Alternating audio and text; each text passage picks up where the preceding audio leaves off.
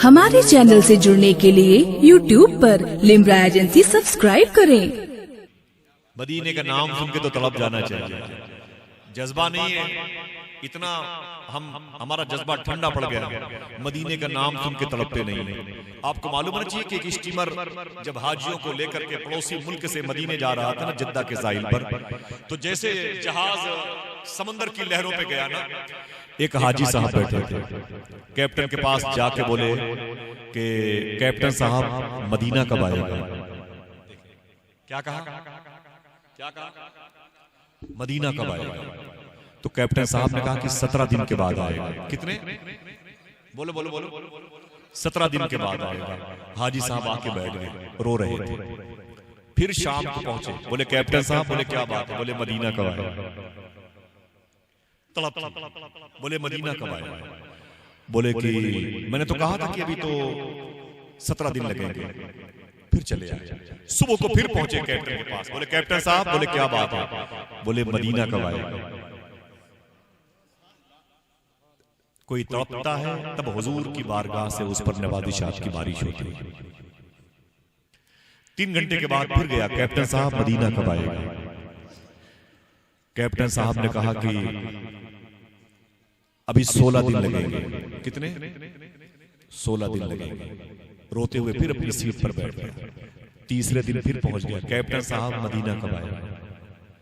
Captain ने कहा हाजी साहब 15 दिन के बाद आएगा। तो हाजी ने कहा और पहले नहीं आ सकता? तो कैप्टन ने कहा नहीं आ सकता। कहा स्पीड बढ़ा दी गई तो? कहा तो 14 दिन लगेंगे। और स्पीड? कहा नहीं बढ़ सकती है। कहा कोशिश करने पर? कहा फिर भी नहीं आ सकता। मशीनरी? कहा फेल हो जाएगी। पूरा अमला अगर मेहनत करेगा तो? कहा तब भी 14 दिन से पहले मदीना नहीं आएगा। हाजी रोते हुए बोला कि खुदा की कसम कैप्टन तूने सही कहा, तेरे चाहने से नहीं आ सकता, लेकिन हुजूर चाहे तो अभी आ सकता। रब्बे काबा की कसम उसका इतना कहना था कि हुजूर चाहे तो अभी आ सकता। सामने जिद्दा का साहिल नजर आ रहा है, हिजाज मुबारका की मस्जिद के मीनारे नजर आ रहे हैं। अगर दिल में इश्क मुस्तफा हो तो जमीन की तनामे अल्लाह समेट दिया करता। ये कोई बच्चों का खेल नहीं है, ये मदीना है। मदीना सूफिया फरमाते हैं जिसके मरज को शिफा जल्दी ना मिले उसे कह दो वो मदीना मदीना कहा करे। तुमने मदीना का नाम सुना ऐसे ही सुन लिए जैसे वो कोई मैंने लखनऊ दिल्ली का नाम लिया। सुने आप, ये मदीना है। अल्लाह अकबर, अल्लाह अकबर। बोले कहां से आए हो? बोले मदीने से। कोई फिर से कह दे सुभान अल्लाह। दिल से बोले, बैठ ऊपर बैठ। कादरी भाई मेजबान है, जिम्मेदारी है, उलमा इकराम का शुक्रिया अदा करता हूं। लोग मुझसे पूछते हैं, हिंदुस्तान के बाहर से बहुत फोन आते हैं कि ये जो प्रोग्राम होता है ये आपको रही क्या कहते हैं? वो जानते नहीं तो पूछते ये कहां पर? हिंदुस्तान में कहां पर? पड़ोसी मुल्क हो या अरब शरीफ में या यूरोप वगैरह से कहीं भी कॉल आती तो पूछते हैं ये है कहां पर? मैंने कहा ये भी एक मदीने शरीफ के खित्ते का फैज लिए हुए है। आशिकों की मंडी है, सर्दी जितनी पड़ती है उतनी भीड़ पड़ती है। माशाल्लाह, जरा हाथों को उठा के बोल दे सुभान अल्लाह। सुने आप, इस्लाम कैसे आया? इन सरकारों से पूछो। अगर सबसे बेहतर दीन इस्लाम है तो कैसे? सुन ले आप, क्लेम बड़ा खराब लगा है और इसको धोना जरूरी है। अमल के मैदान में आए। कादरी भाई मुझे ये बात बड़ी लगती है। हिंदुस्तान के हिंदू बरादरान बिजनेसमैन ने जाके पूछा कि आप लोग? बोले मदीने से। कहां से? ऊंची आवाज में सब लोग बोले। लिम्रा एजेंसी में आपकी आवाज रिकॉर्ड हो जाएगी। दुनिया के 200 मुल्कों में ये आवाज पहुंचती है। जोर से बोले कहां से? मदीने से। बोले क्या लेके आए? तो हुजूर के गुलामों ने कहा कपड़े लेके आए। क्या लेके आए थे? कपड़े लेके आए थे। वो गट्ठर उसके बंधे हुए थे। सिंपल के तौर पर शुक्ला जी वो कपड़े एक सिंपल उसके टुकड़े बाहर थे। हिंदू बरादरान भाइयों ने कहा कि अच्छा ये बताओ कि ये इन कपड़ों की कीमत क्या है? तो जो मुसलमान आए थे बिजनेसमैन, उन लोगों ने कहा कि जो इस गट्ठर में कपड़ा है उसकी ये कीमत है, इस गट्ठर में जो कपड़ा है उसकी ये कीमत है, इस गट्ठर में जो कपड़ा है उसकी ये कीमत है, वगैरह वगैरह। कादरी भाई जो सबसे कीमती कपड़ा था उसके बारे में हिंदू बरादरान ने कहा कि ये कपड़ा कितनी कीमत का है? तो मदीने से आने वाले हुजूर के गुलामों ने कहा ये सबसे सस्ता कपड़ा है। तो यहाँ के हिंदू भाइयों ने कहा ये सबसे महंगा होना चाहिए। कहा क्यों? कहा ये मखमल का कपड़ा है, हमारे मुल्क के हिंद में ये कपड़ा बड़ा कीमती है, ये सबसे सस्ता कपड़ा क्यों है? सुने कहानी खत्म हो रही है। हुजूर के गुलामों ने कहा उसकी वजह यह है कि पूरे गट्ठर में 1 फीट कपड़ा खराब है। समझ गया? पूरे गट्ठर में 1 फीट कपड़ा, 1 बालिश्त कपड़ा खराब है। यहां के हिंदू बरादरान ने कहा कि अपने ऐब को छुपाकर माल बेचना मुझको आता है।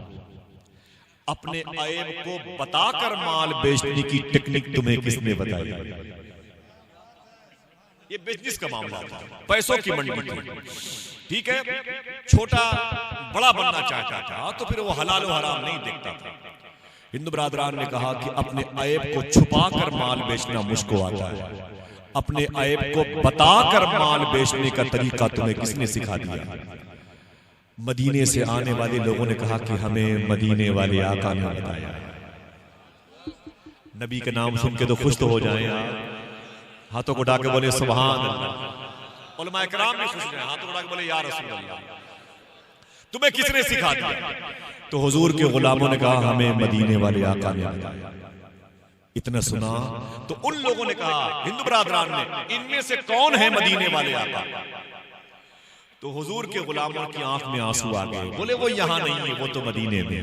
बोले वो आए क्यों नहीं? बोले वो उनका देहांत हो चुका है, जाहिरी तौर पर उनका इंतकाल हो चुका है। मदीने की मुबारक मिट्टी की चादर ओढ़ करके वो आराम कर रहे हैं।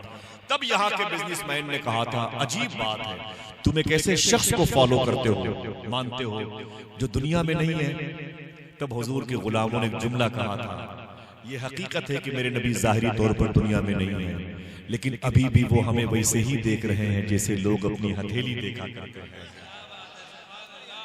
खुदा की कसम, केरला के साहिली इलाके पर हिंदुस्तान के उस वक्त गैर मुस्लिम बरादरान ने ये सोच करके टंकी की चोट पर ऐलान किया था, हमें कपड़े का थान अभी नहीं चाहिए, अभी तो मदीने वाले का इस्लाम। समझे? इस्लाम किरदार का नाम, इस्लाम तहजीब का नाम, इस्लाम कल्चर का नाम। अगर कोई भूखा है, आप खाते हैं, तो आप मुसलमानों की सफ में नजर नहीं आते। आखिरी बात, लंदन के डॉक्टर ने कलमा पढ़ लिया, उससे पूछा गया कि तुम्हारे कलमा पढ़ने की वजह क्या है? ठीक है, तुम्हारे कलमा पढ़ने की वजह क्या है? ठीक है, थोड़ी सी आवाज भाईजान की आपकी आ रही, कम कर दें। और माइक में जो इको है इसे बंद कर दें।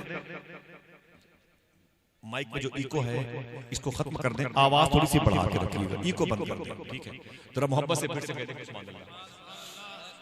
कैसी ठहरी हुई समातें हैं, दिल कह रहा है कि बोलते बोलते मौत आ जाए मुझे और आपको सुनते सुनते मदीना नजर आ जाए। अल्लाह सलामत रखे इन आशिकों को।